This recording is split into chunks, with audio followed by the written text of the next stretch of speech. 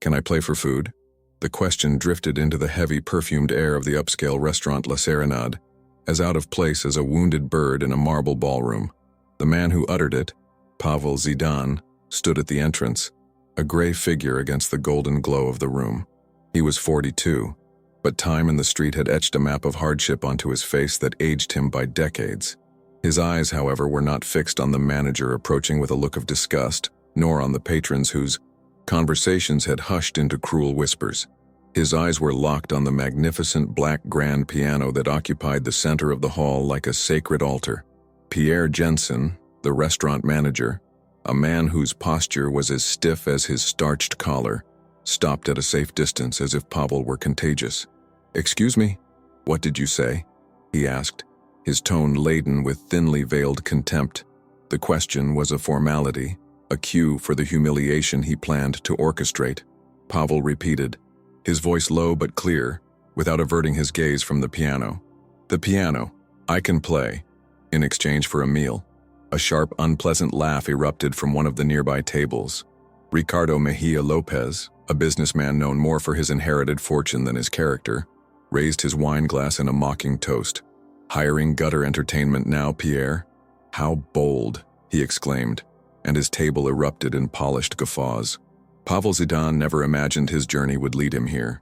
He felt neither the biting cold outside nor the suffocating heat of humiliation within. His mind, a universe of patterns and harmonies rarely understood by the outside world, was occupied elsewhere. He saw the 88 keys of the piano not as wood and ivory, but as 88 portals to the only place he felt at home, the only place where the chaos of the world arranged itself into pure beauty. He was not a beggar asking for scraps. He was an exiled king, gazing upon his lost throne. Pavel reacted to the mockery with a calm that disarmed even Pierre's arrogance. There was no plea in his eyes, only a deep, unshakable serenity. This calm suggested he had weathered far worse storms than this drizzle of disdain. In his mind, small fragments of a distant past flickered like trembling candles. A quick flashback, small hands, his own, running over the keys of an upright piano in a dimly lit room in Warsaw. His old professor's voice, stern but full of admiration. "Pavel, your hands don't play notes. They set souls free." Another flash, the dazzling glare of stage lights, the weight of a gold medal on his chest, the deafening roar of a standing ovation. These were memories he kept locked away, fragments of a man the world thought was dead. Pierre Jensen, feeling the spectacle had gone on long enough, signaled to the bouncers at the door, "I think we've had enough. Please escort this gentleman out." As the two burly men began to move, a young waitress, Sophia Dupont, stepped forward, her face flushed with nervousness. "Mr. Jensen, wait," she murmured. "Why not let him play one song? Just one. What harm could it do?" Pierre turned to her, his gaze icy. "The harm, Miss Dupont, would be turning my 5-star establishment into a charity circus. Get back to your work before I find someone who appreciates the job more." The threat hung in the air, and Sophia retreated, her eyes filled with frustration and pity. Pavel watched the interaction, but his focus remained on the piano. He knew this was his only chance, not to eat but to reconnect, to breathe. The hunger in his stomach was nothing compared to the hunger in his soul. The bouncers were mere steps away. Ricardo Mejia Lopez's laughter still echoed. Pierre's rejection was final. Yet, Pavel's silence was more potent than all the noise in the hall. There, before all the scornful eyes, he stood firm as one guarding a secret too powerful to be revealed before its time.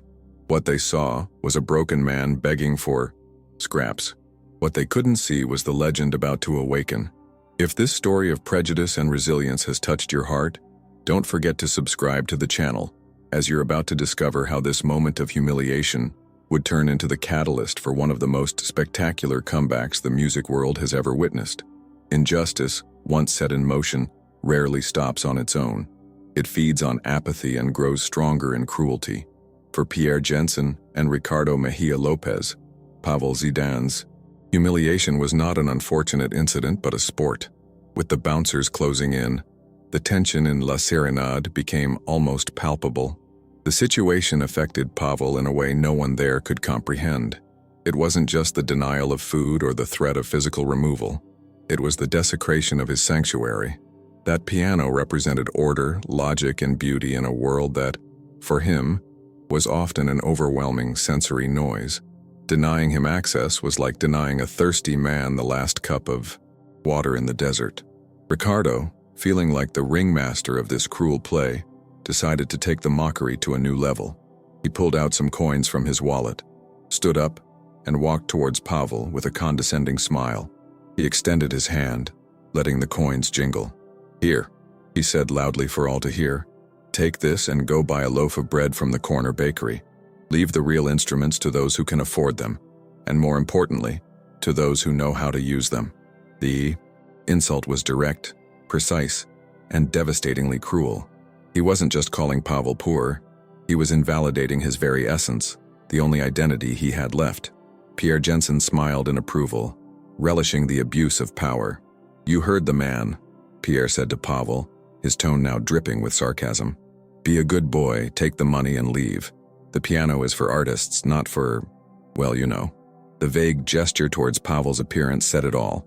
To them he was invisible, less than human, a stain on the perfect scene they cultivated. The obstacles for Pavel were now materializing physically. The two bouncers, huge men whose sole function was to follow orders without question, now flanked Pavel. One of them reached out to grab his arm.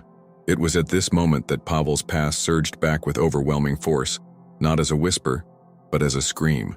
The bouncer's impending touch transported him to another moment, another unwanted touch. A flashback, sharper this time. A doctor's hand on his shoulder after a devastating car accident. The cold clinical words, "Your wife and daughter, they didn't make it, Mr. Zidane." That was the day the music died within him. The day the world became unbearable noise. The day the acclaimed Warsaw wizard began to fade, taking refuge in the anonymity and silence of his autistic spectrum, which he had managed with the structure of music until then. The pain of that loss was the cataclysm that threw him onto the streets. Not a lack of money, but a bankruptcy of the soul. This resilience, forged in the fire of the deepest tragedy, was the source of his calm now. The mockery of small men like Pierre and Ricardo was like the buzzing of insects to someone who had survived a hurricane. His motivation to play the piano, therefore, was far deeper than hunger. It was a desperate attempt to find, if only for a brief moment, the only language that could express the pain that had no words, the only company that understood him without judgment. It was an act of spiritual survival, and it was this inner strength that emerged. Pavel looked at Ricardo's hand, at the coins that represented the value the world assigned him. Slowly he raised his eyes and met the businessman's gaze. Then, with a dignity that filled the space around him, he spoke, his voice still low, but resonating with unexpected power. "Music is worth more than that." He didn't take the money. He simply refused to accept their judgment. The bouncer hesitated, his hand hovering in the air, caught off guard by the unexpected steadfastness of the man. The room fell silent. For a moment, the power dynamic shifted. Just as the bouncer was about to ignore the strange atmosphere and carry out his order, a clear, authoritative voice cut through the tense silence from an isolated corner of the restaurant. "Wait." Everyone turned. Ioannis Katz-Petit, Europe's most influential and feared music critic, stood by his table. He had been observing the entire scene, with a look of growing displeasure. His eyes, accustomed to dissecting the most complex performances, saw something everyone else had missed: the posture of a musician, the hunger of an artist, the reverence of a master before his instrument. "I want to hear him play," Ioannis declared, his voice leaving no room for argument. Each new humiliation only strengthened something within Pavel that his oppressors couldn't see, a silent force being fueled by the very injustice they tried to impose. What those privileged people didn't know was that each act of contempt was merely tuning the instrument of their own impending ruin. Ioannis Katz-Petit's intervention was like dropping a stone into a placid, presumptuous pond. Ripples of shock and confusion spread instantly through La Serenade. Pierre Jensen, the manager, was the most affected. His face went from a rosy shade of superiority to a pale white of panic. Offending a regular customer was one thing. Challenging Ioannis Katz-Petit, a man whose reviews could shut down theaters and end careers, was professional suicide. "Mr. Petit, With all due respect, Jensen stammered, desperately trying to regain control. This is highly irregular. The man is unstable. We cannot guarantee the safety or decorum of the establishment. He was trying to paint Pavel as a threat, a madman, anything to justify his initial cruelty. But Ioannis was not a man impressed by flimsy excuses.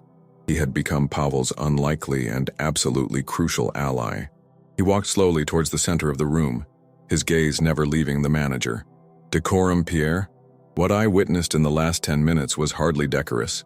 It was a spectacle of vulgar prejudice, he said, his voice low but cutting. So, let's strike a deal. He stopped before Jensen, creating a silent confrontation that everyone watched with bated breath. Let him play one piece.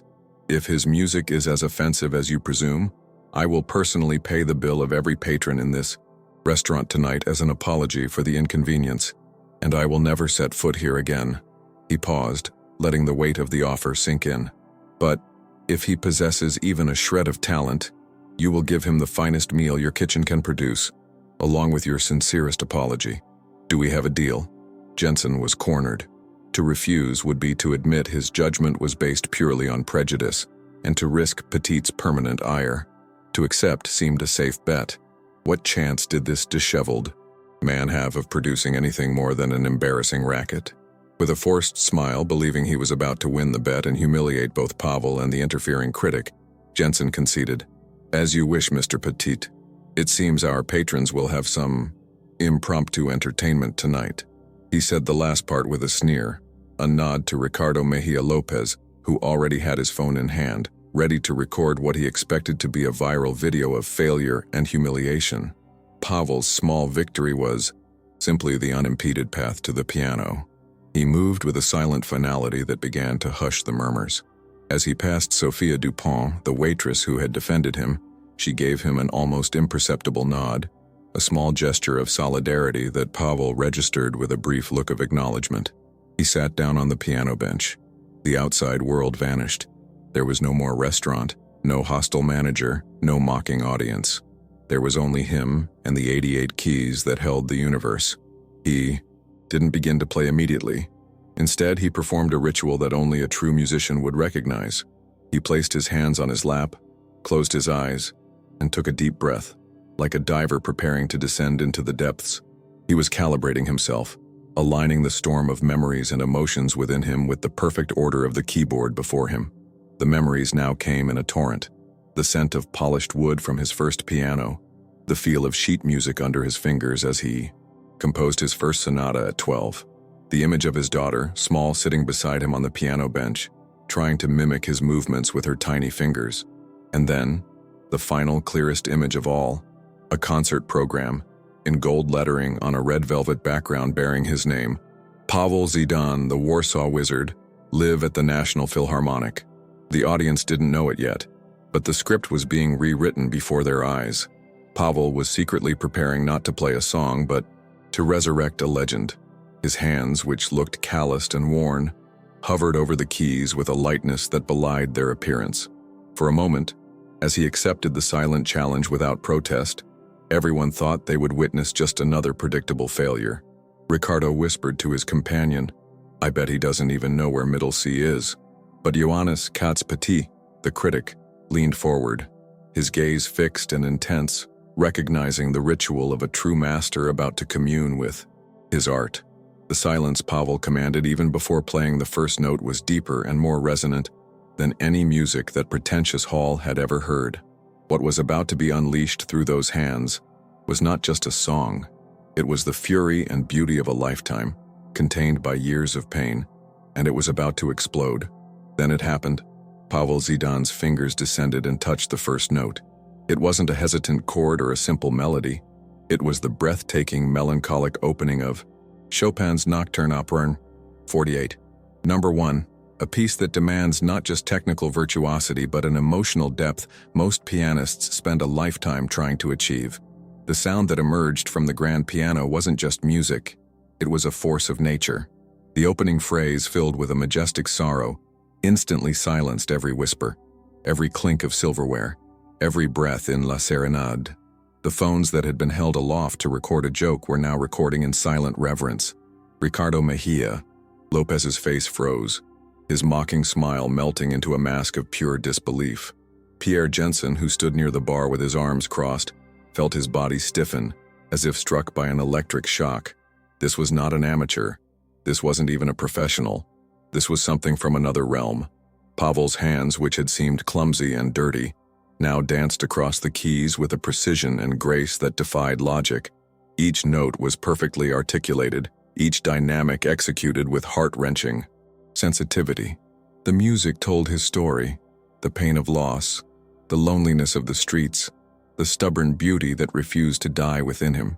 The middle section of the piece, with its powerful chords and thundering octaves, was the storm of his soul, a righteous fury against a world that had discarded him. The execution was technically flawless, but it was the raw emotion he poured into every note that transformed the performance into a transcendent experience.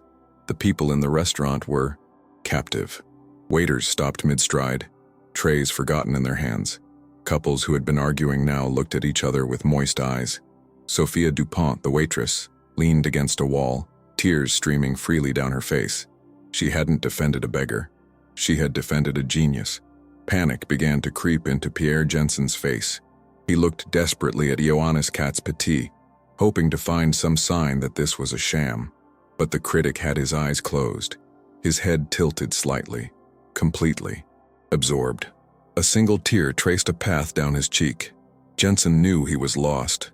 He hadn't just underestimated a man. He had insulted the very art his restaurant was meant to celebrate.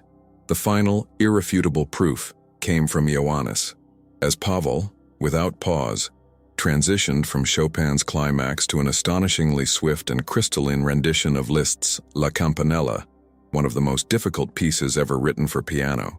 Ioannis discreetly pulled out his phone. He wasn't recording. He was researching. With a few taps, he found an old news article online. He turned and showed the screen to the couple at the next table. It was an article from a Polish newspaper 20 years ago. There was a black and white photo of a young man with intense eyes, and the headline read, "Pavel Zidane, the Warsaw Wizard, disappears from music scene after family tragedy." The news spread through the hall like wildfire, passed from table to table in shocked whispers. "It's him. My God, it's Pavel Zidane, the winner of the 1998 Chopin International Piano Competition. I thought he was dead." Each whisper was a nail in the coffin of Pierre Jensen's and Ricardo Mejia Lopez's reputations. Ricardo lowered his phone, his face red with shame. The video he had intended to use to mock a vulnerable man was now a record of his own ignorance and cruelty. He felt everyone's eyes on him, no longer complicit, but filled with contempt. He, who lived by his image and status, had been publicly disgraced by the talent of a man he considered refuse. Pavel finished La Campanella with a final flourish that hung in the air for a moment of absolute stunned silence. And then, the applause began. It wasn't polite clapping. It was an eruption, a standing ovation, filled with admiration, remorse, and a collective need to honor what they had just witnessed. People shouted, "Bravo," whistled, wept. Pavel didn't stand to bow. He didn't smile. He remained seated, his body still vibrating with the energy of the music. He turned slowly, looked directly into the pale, sweaty face of Pierre Jensen, and with the same calm voice as before said, "The meal, please." It was the final blow. He acted not out of revenge, but out of justice, claiming the simple promise made to him. His dignity remained intact and unshakable. The humiliation of his tormentors was complete, sealed not by an outburst of anger, but by the overwhelming sound of the genius they had tried to silence. As Sophia Dupont rushed to the kitchen, her heart pounding with joy and triumph, a question hung in the air. Now that the legend had returned, what would become of those who had scorned him, and the music world that had lost him for so long? The symphony of justice had only just begun. The night at La Serenade didn't end with the final applause. It marked the beginning of a new, resounding symphony in Pavel Zidane's life, and the silent requiem for his detractors' reputations. As Pavel ate the finest meal the kitchen could prepare, served personally by a radiant Sophia Dupont, Ioannis Katz-Petit sat at his table. not as a critic, but as an emissary of a world that desperately missed him. "Mr. Zidane," Ioannis said, his voice filled with a respect that bordered on reverence, "your music's silence has left a void in the world for too long. If you will allow me, I would like to help you fill it again." That very night, Ioannis made a series of calls. The next morning, the story was no longer a local secret. It was a global headline. Lost piano legend, Pavel Zidane, rediscovered in dramatic evening. The internet exploded. The video, recorded by several awestruck patrons, went viral, amassing millions of views within hours. Pavel's prosperity was almost immediate and overwhelming. Invitations for sold-out concerts at the world's most prestigious stages, Carnegie Hall, Royal Albert Hall, Sydney Opera House, began pouring in. Record labels vied for the chance to produce his first album in over 20 years. Universities and conservatories offered him resident professorships. With the careful support of Ioannis, who became his manager and friend, Pavel began to navigate this new world. He received therapy to cope with long-standing trauma and support to manage his autistic sensitivities in a public environment. Sophia Dupont, whose integrity and compassion initiated everything, was invited by Ioannis to become part of Pavel's management team. Her life transformed from waitress to a pivotal figure in the restoration of a genius. Pavel didn't just return to playing, he flourished. He founded a non-profit organization called The Keys of Dignity, dedicated to providing instruments and art spaces for street artists and vulnerable individuals, ensuring that other talented voices would not be silenced by the world's indifference. In stark contrast, the consequences for his antagonists were just, permanent, and brutal. La Serenade became the epicenter of a scandal, the story of how its manager and wealthy patrons had humiliated a living legend based on his appearance became a symbol of elitism and prejudice. Boycotts were spontaneously organized. The restaurant's review pages were flooded with one-star critiques detailing the incident. In a desperate attempt to save the business, the owners publicly fired Pierre Jensen, but the damage was irreparable. The restaurant, once a symbol of exclusivity, became a monument to shame. It closed its doors within 6 months. Ricardo Mejia Lopez faced a different kind of bankruptcy, social and professional. The video he intended to use to mock Pavel was leaked by one of his own friends, but with a new context, that of exposing his cruelty. The clip of him offering coins to Pavel was replayed endlessly on news channels and talk shows. His business partners, fearing the toxic association, began canceling contracts. He was removed from charity boards and shunned at social events. The status and admiration he so cherished evaporated, leaving him isolated in his hollow wealth. Other minor characters from that night, the patrons who laughed or simply watched in silence, were forced to confront their own complacency. Many made generous donations to Pavel's new foundation, an act of penance and a belated acknowledgement of their wrongdoing. Pavel's moral triumph was validated not just by his success, but by the change he inspired. The moral of the story echoed in every article and interview. A person's true worth lies not in their clothes, their bank account, or their conformity to social norms. It lies in the soul, in the talent, in the inherent dignity we all possess. The best revenge, as Pavel demonstrated, was not to retaliate with hate, but to transcend with undeniable greatness. His music became an anthem for the misunderstood, the marginalized, and the underestimated everywhere. Pierre Jensen and Ricardo Mejia Lopez tried to destroy Pavel Zidane, but ended up destroying themselves. Pavel learned that true revenge is not to return the harm suffered. It is to achieve the success that your enemies could never imagine. And you, what would you have done in Pavel's place? Leave in the comments if you've ever witnessed incredible talent being judged by appearance. Your story matters. If you believe true art knows no barriers, subscribe to the channel and like this video for more stories of justice that prove sometimes the universe just needs the right note to fall into harmony.